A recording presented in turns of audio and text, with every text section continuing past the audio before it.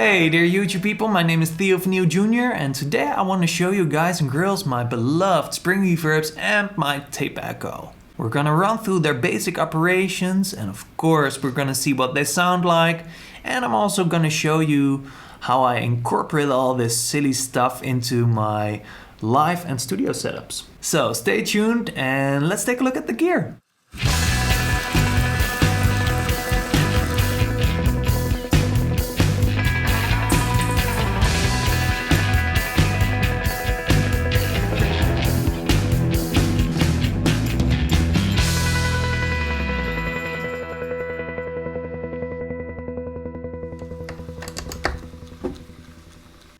Alright, there it is. It's big, it's black, it's noisy, it's quite unpractical, it's pretty expensive, it's heavy for a delay. But it sounds so good! It's the Fulltone Tube Tape Echo. So I think I've owned this unit for almost 5 years now. I've been using it ever since. So I can try explaining the unit. I'm as technical as a peanut when it comes to electronics, but I can give it a try, right? So, let me see. This is the tape. This is the input. We've got two outputs over here for some stereo-ish kind of stuff.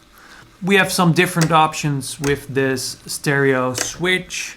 We've got a dry level control, we've got a wet level control, we've got a feedback knob, and we can roll off some highs or add some highs with the echo tone knob.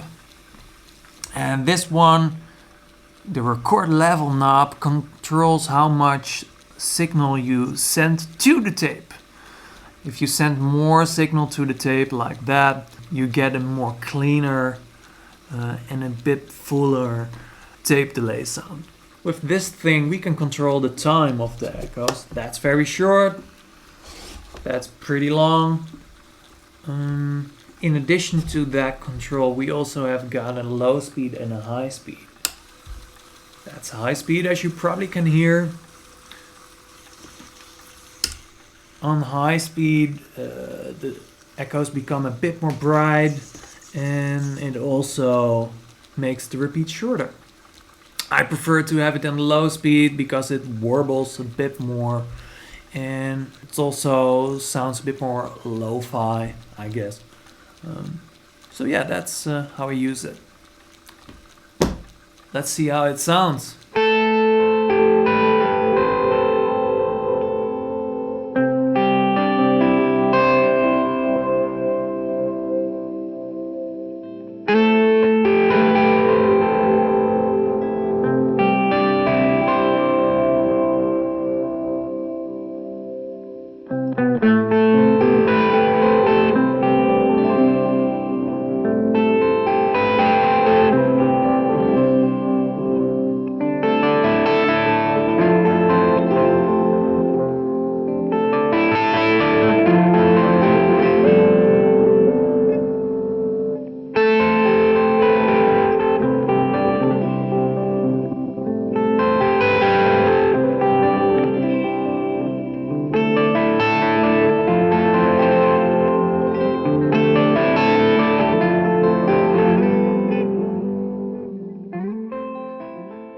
This is my Fender 63 Reverb. It's a reissue. Fender started making these reissues back in the mid-90s. And unfortunately, they've discontinued it in 2017. Lucky me, I've got one of those last copies. And it's great. So, this is the original spring tank that was inside of this unit. It's an Accutronics spring reverb tank. Unfortunately, it wasn't working properly, so I had to replace that spring reverb tank with another one. And I chose to put in a different brand. The spring reverb tank that's currently inside of this unit is of a company called Mod. Supposedly this reverb tank is better built than the Accutronics one, but it also sounds pretty different. It's less splashy, and it's at times it's almost like a hall reverb kind of thing. It's pretty cool. So let's take a look at the controls. We've got a tone knob to make the reverb a bit brighter or a bit darker. We've got a mixer to mix between the wet and the dry signal. And we've got a dwell knob. That one is pretty cool. With this function you can control how much signal you're sending to the springs. As a result, you can also control the amount of sustain of the reverb tail. That in total gives you a lot of flexibility in shaping the reverb sound. I love it.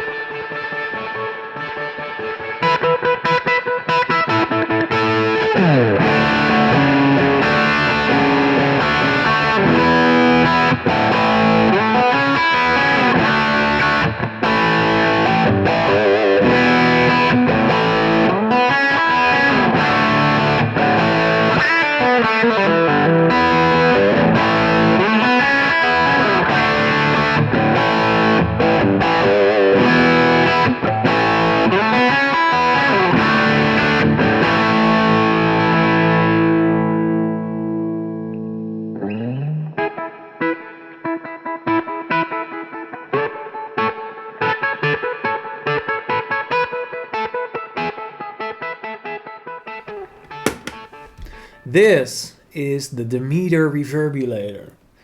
It's obviously a much smaller sized reverb than the Fender Reverb. And it also sounds pretty different than the Fender Reverb. It has got a more low-mid character to its reverberations. And it also got this cool feature, the long, short, both springs feature. And to further understand this function, I think it's best if we take a look at the guts of this pedal.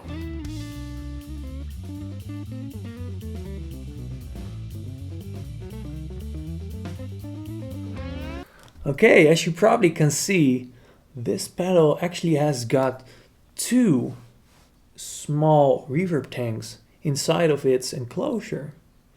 And this all has got something to do with the short long both function. On the short function it runs through only one spring tank.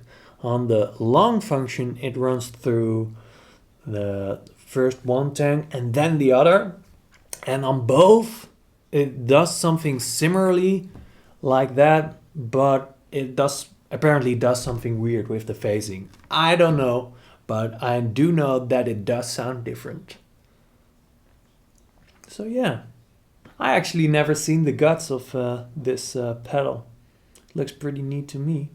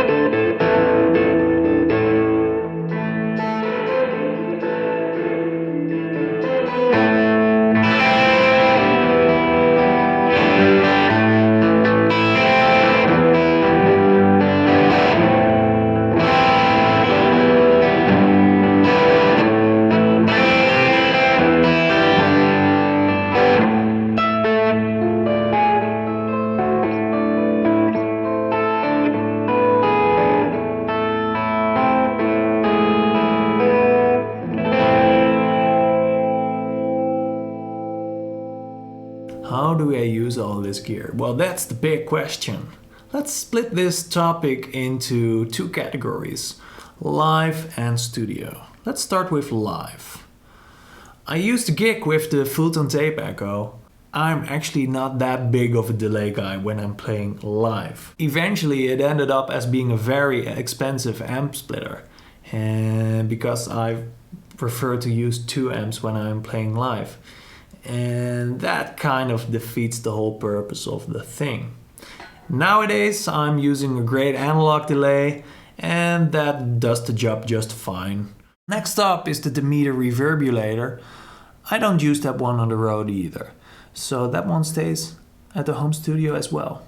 The Fender Reverb though, I do bring that one along on my gigs, especially with my band Electric Fuzz. Woo! Lately I'm a big fan of using reverb in front of my overdrive and fuzz. It makes it really big and unpredictable. Check out this link to hear it in action with my band. So as you probably can see, I only use the Fender Reverb when I'm playing live. All the other stuff stays at home. Let's talk about recording. When I'm recording, most of my guitar tones are coming from a Kemper profiling amp. It's great, it works. By now you've probably seen it a million times before. Nothing out of the ordinary is happening here. Not so long ago I wanted to find a way to incorporate some of my analog gear into my recording process. And I think I found the perfect way. Why don't we take a look at my recording chain? First, my guitar goes into the Kemper. Straight out of the Kemper, a dry signal is going to the interface. Within the Kemper, I'm engaging the effects loop. That way, another signal is going out of the send output on the back. I'm splitting that signal with an AB box. One signal is going to the Fender Reverb and the other signal is going to the Fulltone Tape Echo. As you might still remember, the Fulltone Tape Echo had 2 outputs. So I'm using one of them to send another signal to the Demeter Reverbulator. Now I've got 3 units attached to the effects loop of the Kemper. And here's the funny thing, most amps when using an effects loop need a return signal to make it a loop, right? Hence the name effects loop. But the Kemper actually doesn't. If you don't use the return input, nothing really bad happens. So what I did is I connected the outputs of the Fulltone, the Fender and the Demeter straight to my interface. This way I'm recording each effect separately and I have total control on the dry and wet. I can turn up the reverb and delay whenever I want. I can process each signal separately and I can pan the delay or reverb to the left or the right. Like I said. And with those beautiful final words, I'm gonna conclude this video. Hope you've all enjoyed it. Maybe you even learned a thing or two. I hope so. If so, maybe you can like the video, hit subscribe, hit that bell on the right. And I'm gonna see you guys next time. Later.